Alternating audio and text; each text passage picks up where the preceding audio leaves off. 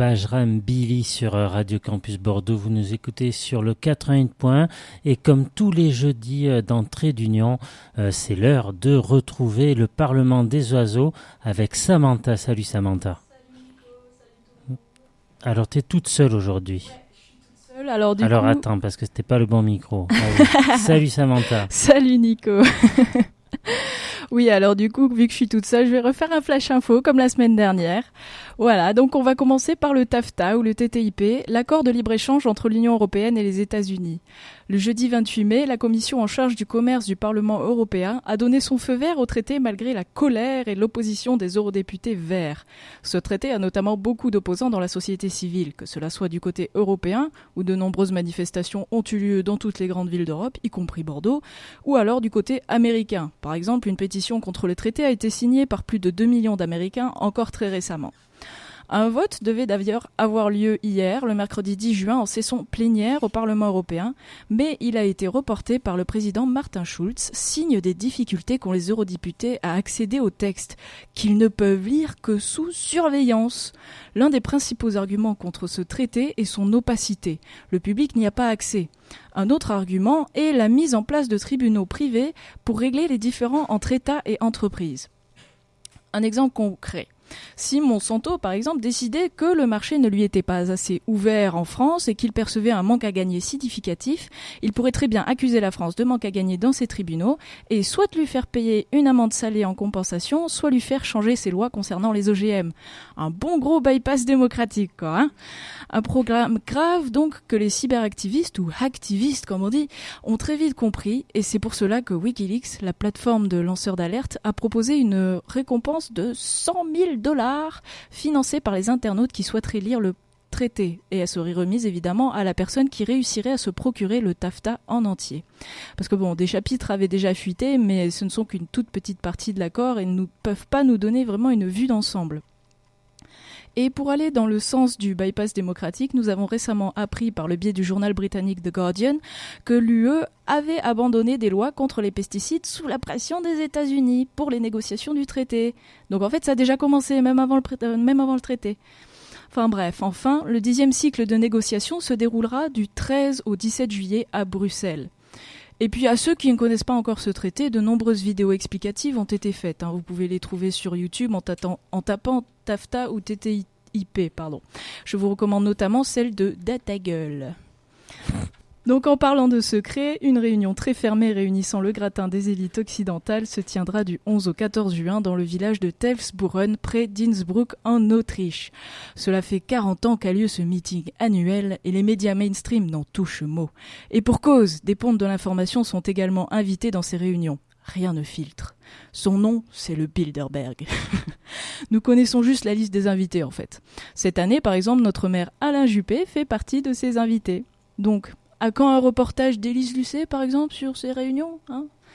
Bon, maintenant, économie. Comme vous le savez certainement, la Grèce n'a pas pu payer ses dettes au FMI le 5 juin, mais reporte le paiement à la fin du mois de juin. Problème, les caisses sont vides de chez vide. Donc 2 solutions se profilent discrètement.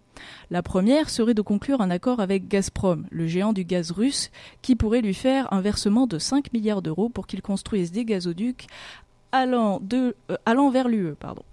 La deuxième solution, bien moins alléchante pour le peuple grec, mais remportant un meilleur succès chez les Occidentaux et qui a été proposée par le Financial Times, serait de refaire le scénario chypriote et se servir sur les comptes particuliers, enfin si tant est qu'il reste quoi que ce soit sur les comptes de la population, ce qui n'est pas garanti vu l'état tiers-mondiste du pays. En tout cas, une nouvelle rencontre entre Alexis Tsipras et Vladimir Poutine doit avoir lieu le 18 juin à Saint-Pétersbourg. Entre la peste et le choléra, bon courage aux Grecs. Les marchés financiers, quant à eux, ont des lubies pour le moins particulières. Après la robotique et l'intelligence artificielle, ils se mettent à investir massivement dans le transhumanisme à visée d'immortalité, rien que ça. Google et son illuminé futurologue Ray Kurzweil notamment ont décidé d'investir dans le business de l'immortalité, mais ils ne sont pas les seuls. La famille Pinault et son groupe Artemis et quelques milliardaires font partie de la liste. Et cependant, le numéro 2 de la Federal Reserve américaine qui tient les planches à billets, Stanley Fischer, a menacé ses collègues banquiers lors d'une assemblée de banquiers privés à Toronto. Je cite, « Les banquiers qui se sont engagés dans des activités illégales qui ont créé la crise devraient être punis comme n'importe quel citoyen. » Du jamais vu. Donc gardez l'œil ouvert, chers auditeurs, les banksters risquent fortement de tomber prochainement. Ou bien c'est Monsieur Fischer qui tombera du haut d'un escalier. Enfin, nous verrons bien. Concernant les sanctions contre l'Iran, le ministre américain des Finances a déclaré que l'Iran fera l'objet de sanctions internationales s'il ne respecte pas ses obligations concernant son programme nucléaire. Bon, jusque-là, rien de nouveau, ça fait 20 ans qu'il le répète.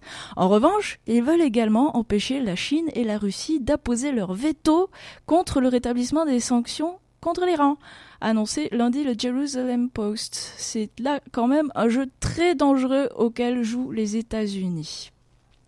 Enfin, il semblerait que les plantes communiquent. Un colloque scientifique organisé par la SNHF, la Société nationale de l'horticulture de France, s'est tenu à ce sujet le 23 mai à Paris. L'un des premiers à avoir émis cette hypothèse, que les plantes en fait seraient vivantes et sentiraient et pourraient communiquer, est Clive Baxter, un expert de la CIA spécialiste du détecteur de mensonges. Vous me direz, mais quel rapport ? En fait, un jour, en 1966, il a eu l'idée saugrenue d'attacher des électrodes de son appareil aux feuilles d'une plante verte, par curiosité. Et il constata que la plante réagit à plusieurs choses. Bon, je vais partager avec vous quand même l'anecdote qui m'a le plus marqué, parce que je vais pas pouvoir en parler pendant des heures, et raconte notamment qu'il cherchait un moyen de menacer la plante pour provoquer une réaction intense. Forcément, on se dit forcément que quelqu'un va réagir quand on l'attaque. Et bien, d'un coup, il s'est mis à penser à brûler une de ses feuilles, et au moment précis où il eut ne serait-ce que l'idée de brûler cette feuille, avant même d'avoir bougé pour attraper les allumettes, la plante devint comme folle. Le tracé du polygraphe a pris de l'ampleur, et le marqueur est allé jusqu'à franchir le bord supérieur du papier. Bref, cela fait des années qu'il expérimente et tente d'en parler au maximum, mais jusque-là, on n'a fait que le prendre pour un illuminé. Mais enfin, les chercheurs s'intéressent à la question. Il était temps. Il va falloir débaptiser le Parlement des oiseaux, peut-être le Parlement des plantes. Eh oui, peut-être. Eh oui, ça sera bientôt sur Radio Campus. Merci Samantha, et puis on se donne rendez-vous la semaine prochaine sur Radio Campus. Eh oui, au revoir. Alors, est-ce que ça te dit qu'on écoute ensemble Shlomo Fading ? Ça te dit ça ? Pourquoi pas, ouais, j'aimerais bien découvrir, ouais. Allez, on y va. Allez.